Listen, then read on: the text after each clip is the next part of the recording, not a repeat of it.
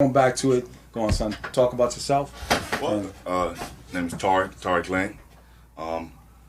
Raised in the DMV area. Went out to University of Houston for school, majored in supply chain and logistics. Stayed out there for 10 years, working and trying to develop skills. And now time has come back home and be in this area and try to, honestly cultivate the culture and try and spread a positive message and try to make an impact in an area that I feel definitely needs it. And so now I just have opportunities to try and spread a great message with my dad and try and connect with a lot of the people that have spread positive messages along the way with him. And so that opportunity has presented itself, and mashallah, I've been able to take advantage of it. So I appreciate it. I mean, I know he went down to Texas, and the weather's nice in Texas. And I ran track with him. Ran for the University of Houston. Had a pretty nice squad down there and stuff. And so been trying to get him back here. He's like you said. You had construction management. You got. You also degree with construction management and supply chain. Supply chain. I always say it wrong. Supply chain. So but it's beautiful. Just glad to be able to have you back. And but one of the things is like you said, going back to the generational wealth. So wealth is just not cash that's passed on. The first thing is we're going to talk about belief in the Creator. And then we'll go over. Then we'll talk about what everybody else expect. Things of the property and other issues and stuff about the wealth and what I've tried to do with business-wise, passing that on to my son. Okay. So we'll start off reading ayahs out of Luqman. Yeah. Surah to Luqman. I used to have to memorize it in Arabic and stuff. His brother was excellent Arabic speaker. One of the things with Arabic, the hardest, the kha, kha is a hard word to say, and because he learned phonetics and stuff, he could say it right. And I remember a brother had joked with me about it. It's like, I need to learn from my son about it. Now I'm good, but at that time, when you're young, you can learn these things and stuff. But anyway, but the English was the most important thing, because the message that Luqman had given to his son is something that we can relate to now. So you want to just go over it? And so, ayah 12, and indeed we bestowed upon Luqman al-Hikmah, wisdom and religious understanding, saying, give thanks to Allah, and whoever gives thanks, he gives thanks for the good of his own self. And whoever is unthankful, then verily Allah is all rich, free of all wants, worthy of all praise. Okay. Yeah, and that's one of the things, to be thankful, and we don't even take the time to really thank our Lord. We complain so much about what we don't have, especially like here in our society. I remember we had a contract, and we did some construction over in Cuba. Mm-hmm. And when I went over to there in the 90s, we were getting, I think the guys were getting like $28 an hour. Mm-hmm. And the average Cuban lived off of $28 a month. Mm-hmm. And so when you see how these people were living, they didn't have electricity at night, cut off the electricity, they had basic things. And here, when I came back to the States, and I went in the supermarket, like in there, they got two like with cereal, there's just two. That's it. Two choices. And so when I came back to the United States and I saw a whole row of just such a selection, I realized, how unthankful we are. How we, because we don't look at, the other people's conditions. And one of the things is one thing that was beautiful about there is that they're educated, they got free education, and they got free health. And so, it wasn't just, like Haiti or something, they're conditioned and they were in poverty and stuff. But they didn't have a lot, but they utilized. They kept what they got into, they used what they got what they needed and stuff. Yeah. But go on. And it's no different today. You see there was a trend on Twitter where a lot of people were going around saying that, America is a third world country in a Gucci belt. And so it really shows how much we know little about what a third world country is going through. So I don't understand that. You gotta explain that. The third world and the Gucci belt, meaning. A lot of people, will going into the generational poverty, we'll spend all our money on a Gucci belt just to look like we have it, and then we'll go home and you have nothing. Right. And so essentially people were joking like, when America was going through what it was going through early in the pandemic and, riots and stuff, and people thought it was hard times in America.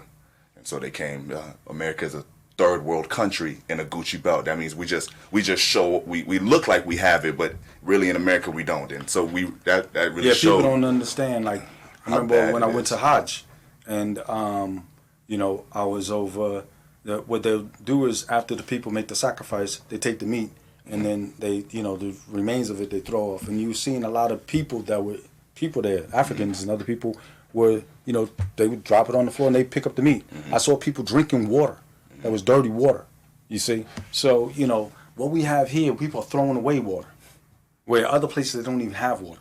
No. So, we don't realize what we have, even what we have today compared to, what we had when I was a kid. What we had when my mother was a kid.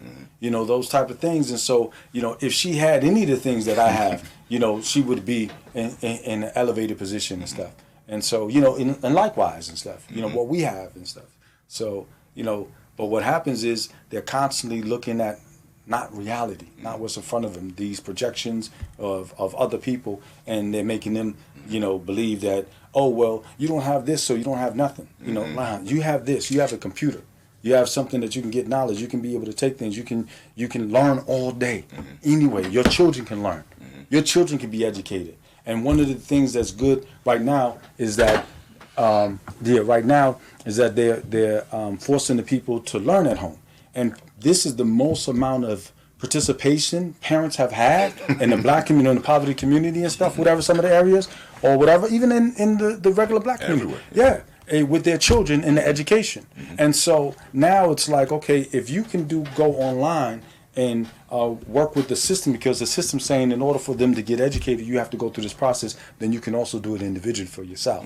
I remember when I was in college, we had a program, it was called African Street School. And what we would do is, this is back in the 80s in Boston, we would buy books. And that's where that Malcolm X thing, I used to have the Malcolm X book. Malcolm X speaks to young kids. So we get books and we go around to the neighborhoods and talk to people. And in the book we said this, said your oppressor will never educate you. Therefore you must have to educate yourself. And said when you finish with this book, pass it on. And so that's what I would do. And the same. So now here it is you have the tools to be educated, but people are not utilizing that and stuff. So it's being thankful, to your Lord and stuff. I mean, that you have life, that you have family. So, okay, what's the next thing? And remember, when Luqman said to his son, when he was advising him, O my son, join not in worship others with Allah. Verily, joining others in worship with Allah is a great wrong indeed. And we have enjoined on man to be dutiful and good to his parents. Okay. Well, before we go on, because worship, and see, one of the biggest things that we have an audience that's open, for everybody, Muslims, Christians, and so in this culture, we want to try to educate people, going back to God, what you said with Allah, he said, join not partners with Allah. And what I went back to, I say the creator of existence and stuff, that's what we're talking about. If during that time when the Quran was being revealed, they were dealing with the Christians, they were dealing with the Jews. And there was no confusion about who Allah was, because that's the word they said of God. It's like, if I'm talking about God, in English, you wouldn't have a problem. But today, there's confusion because of the people don't understand the language. But if you would actually go to Jerusalem, you actually go to the Arabic-speaking places, the Christians say Allah, the Jews say Allah. That's their word for God.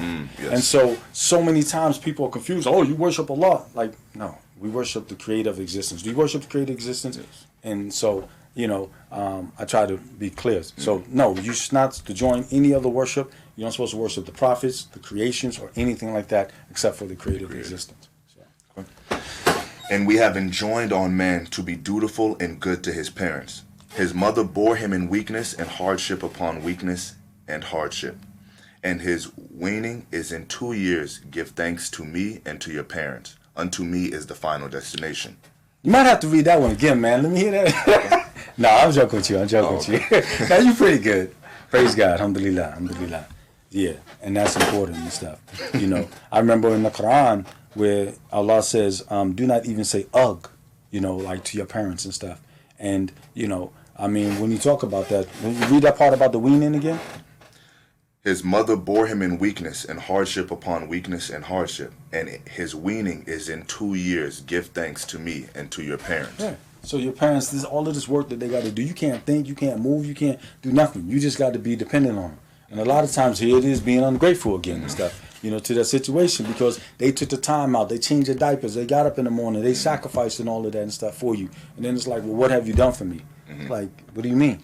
You know? Yeah. Hey. You know, I saw something funny and then it made me like, okay, slow down.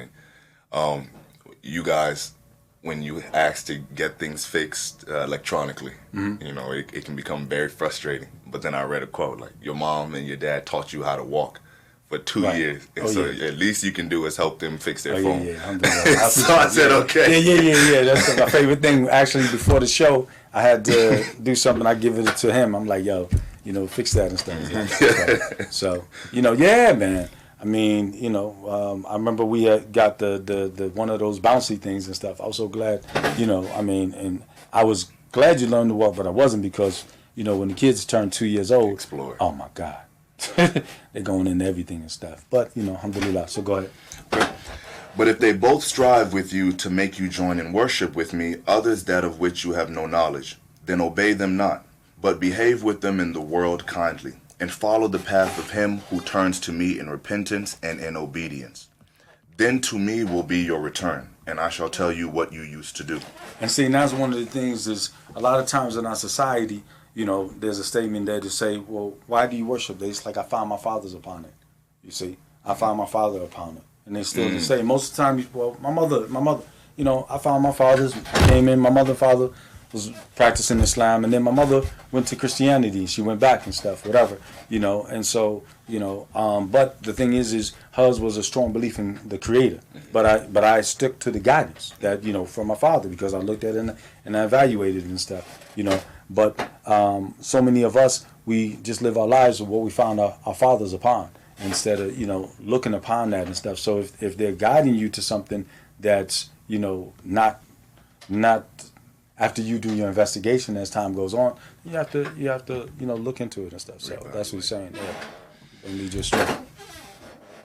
O my son, if it be anything equal to the weight of a grain of a mustard seed, and though it will be in a rock or in the heavens or in the earth, Allah will bring it forth. Verily Allah is subtle in bringing out that grain, and well aware of its place. And how many times that happens and stuff, you know. We talk about that and stuff, those type of situations. I mean, that's why I love that advice, you know what I'm saying, and you know, carrying you through life, like you said. I mean, a lot of times, you know, we try to hide, you know, from things, or we think that, you know, I can put something under the rug and stuff. But we have to remember that the creator of existence is a khabira wa basira. He's the watcher and the seer. He sees and watches everything that you do.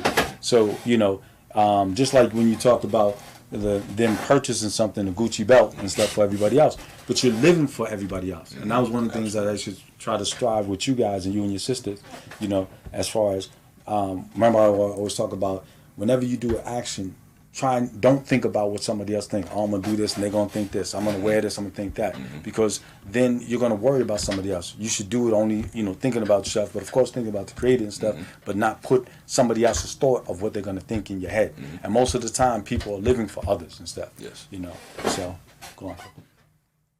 And turn not your face away from men with pride, nor walk in insolence through the earth. Verily Allah likes not each arrogant boaster.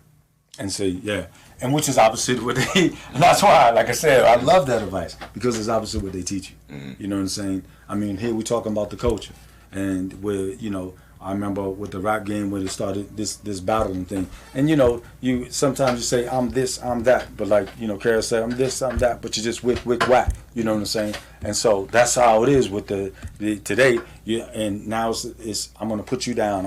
I'm this. And Allah even in the Quran talks about in the poets, and He said, "Shall I tell you who the shaitan descend upon?"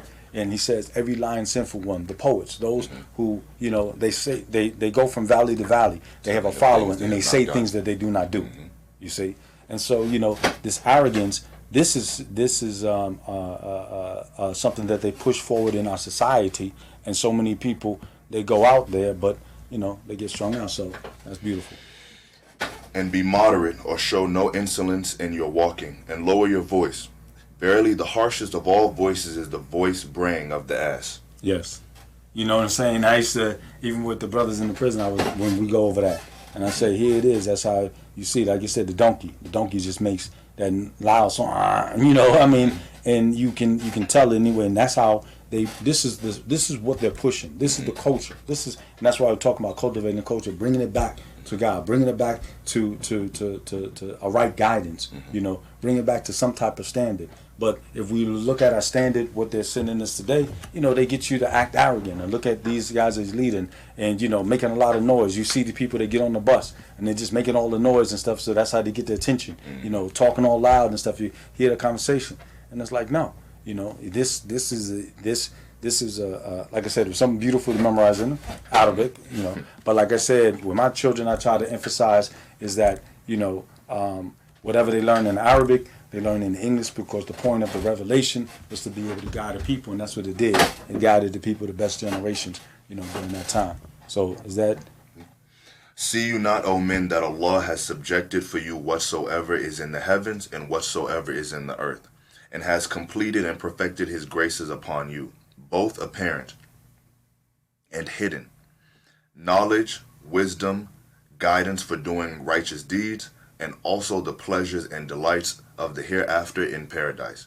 Yet of mankind is he who disputes about Allah without knowledge or guidance of a book giving light. Wow. And how many times have you had to deal with people and they're arguing with you, and they don't know. And, most of the time people, they just hear something and then they're arguing and stuff, And so, and that's the best thing. So that's the wealth. That's the wealth. That's the greatest wealth for my children that I feel is passing on belief. And in order for them to give it, I have to be able to believe. The thing is, like my statement all the time is, I half believe in anything. That makes no sense. A lot of times, we'll half believe in the book. Oh, I believe in that. I don't believe in this. Okay, well, then what's the sense of even saying you're associated with it? Because you're not going to get the full effect. It's like, following a manual, a program manual, and I'm going to do part of the program, but I'm not going to do the other. Do you expect to get the results? Do you expect? No. You actually have to follow all of the procedures. So if you're going to do that with something created by man, I wrote this program for this to be able to do that. In order for that to be able to function, the creator of existence wrote something for you to function, and you're going to say, well, I'm going to believe in this, but I'm going to leave that alone. And when you say you're going to leave that alone, it's disbelief, because he starts up, there's no doubt in this book. So you can't leave none of it alone and stuff. So, once you have that basis, then we can start talking about the other types of wealth and stuff.